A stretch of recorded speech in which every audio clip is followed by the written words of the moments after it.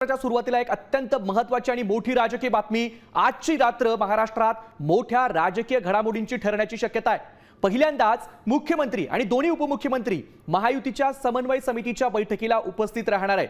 आज समन्वय समितीची बैठक झाली आहे, बैठक होणार आहे। तर काल जयंत पाटील आणि शरद पवार यांच्यामध्ये एक महत्त्वाची बैठक पार पडली आहे। शरद पवार आणि जयंत पाटील या दोघांमध्ये दोन्ही राष्ट्रवादीच्या विलीनीकरणाच्या संदर्भात चर्चा झाल्याची माहिती समोर आली आहे।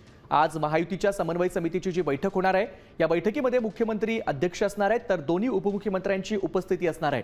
या समन्वय समितीच्या बैठकीमध्ये दोन्ही राष्ट्रवादीच्या एकत्रीकरणाच्या संदर्भात चर्चा होण्याची दाट शक्यता आहे। येत्या काही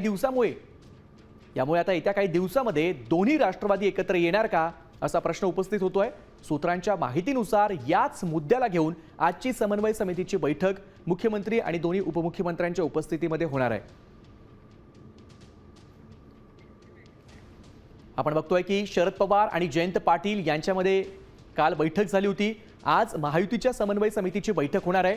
दर मंगळवारी होणारी ही बैठक आज सोमवारीच रात्री होणार आहे आणि दरवेळेस उपस्थित नसणारे मुख्यमंत्री आणि दोन्ही उपमुख्यमंत्री यावेळेस मात्र उपस्थित राहणार आहे। त्यामुळे मोठं काहीतरी घडण्याची शक्यता नाकारता येत नाही।